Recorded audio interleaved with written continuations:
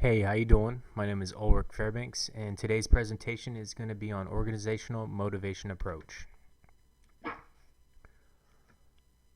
Here's a brief overview of what I will be just discussing today. First, I'll start off by giving you a definition of what motivational approach is. Then I'll give you a brief background and history of who it came from, companies that would benefit from it, and then I'll give you some examples of companies that are utilizing this approach in today's economic environment. And then as a leader and a manager of an organization, you'll want to know how to integrate this approach into your company. So I'll give you some examples of how to do that. According to Zpedia, the motivational approach to work design views the effectiveness of organizational activities primarily as a function of member needs and satisfaction, and seeks to improve employee performance and satisfaction by enriching jobs. So basically what that's saying is your employees will perform better if they're satisfied with their jobs. That fine gentleman in the middle there is Frederick Herzberg, and he's a psychologist, an American psychologist, that came up with the two-factor theory, and that consists of true motivators and hygiene factors. Now the hygiene factors, those alone will not motivate your employees, but if they're not there, they can tend to lower the motivation of your employees. Things that are included in hygiene factors are things like the pay scale and the actual job security. Those are the types of factors within the hygiene factors section. Now the motivational factors, they will not necessarily lower motivation, but if you have true motivation factors within an organization, this can help increase motivation within your organization tenfold. Things like job recognition, potential for promotions, and just the job itself. If the job itself is a job that's satisfying, your employees are going to be motivated to perform their very best every day they come to work. So like I said, just recognizing your people and promoting them for their work performance, they're going to be motivated to do their best. Here's a little quote from Herzberg himself.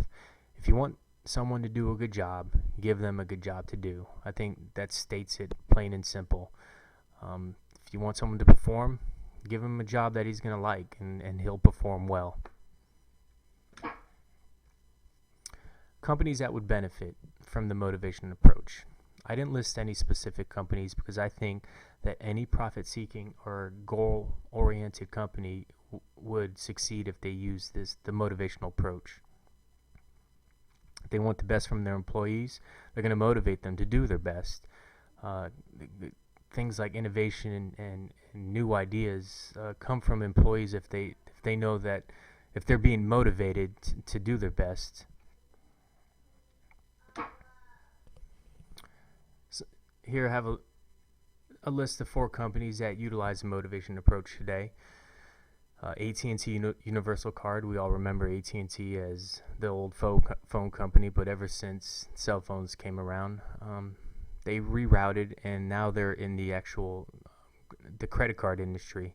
TRW, which is into safety, and they're in the safety industry for cars. They also dabble in the aerospace industry as well. You have Dayton Hudson. They own a bunch of retail stores. A big one that you might know is Target. And then we have GTE, Grand Tier Energy. They're just one of the miscellaneous energy companies that are out there.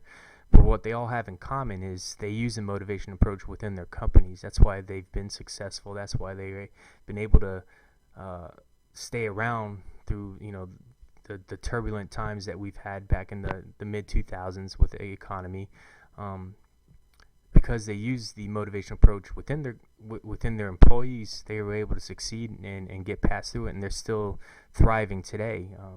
They all incorporate some type of reward or recognition program. They motivate their employees to do their best so they can reach promotions, just things like that. They're going to be around for a while because, like I said, the motivational approach is there, and If it is there, the employees are going to reach their potentials and maybe even higher, letting these companies succeed and last for years to come.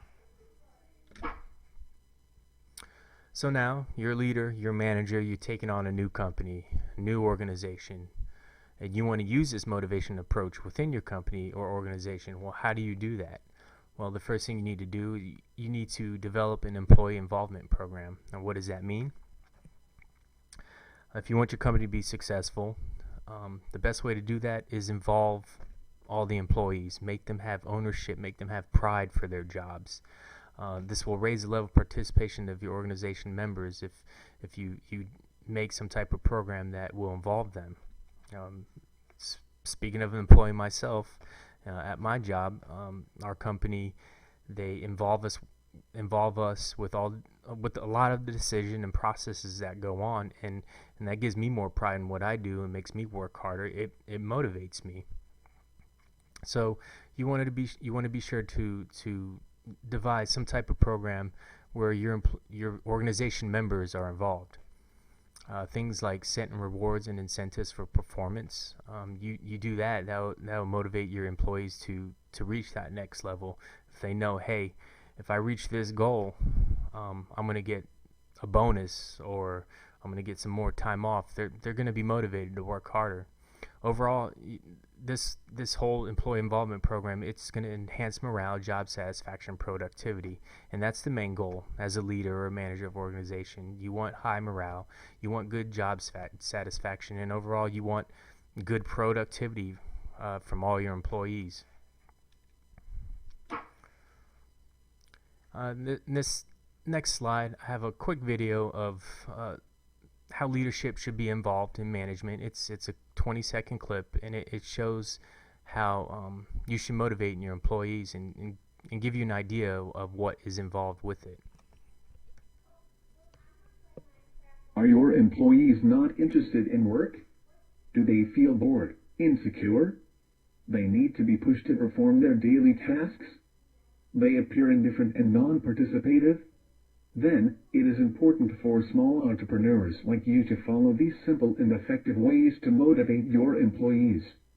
But before you begin, you must believe that your employees' satisfaction and motivation is highly important and it deserves your time. So it was a quick video, but I think it drove home the importance of leadership involvement with motivating your employees. You saw there that all the employees in that office just weren't happy. They just seemed tired and bored.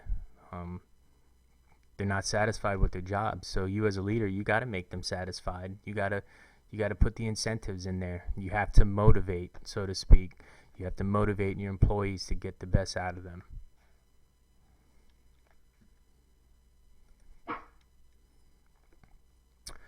Well, I'm going to wrap everything up today. So today we covered what the motivational approach is. I gave you the definition of what it is. I talked about Frederick Herzberg. He's the American psychologist who came up to two-factor theory. We talked about the hygiene factors and the true motivators.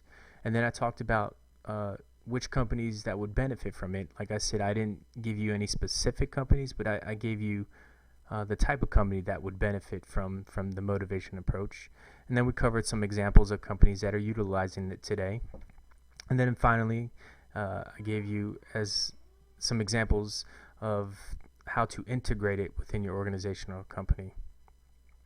And I'll just leave it off with this quote here. The team architecture means setting up an organization that helps people produce that great work in teams. So if the organization is set up the best that it can be, your people are going to produce great work within your organization. Well, thank you for being involved in my presentation today, and I hope to see you guys later on.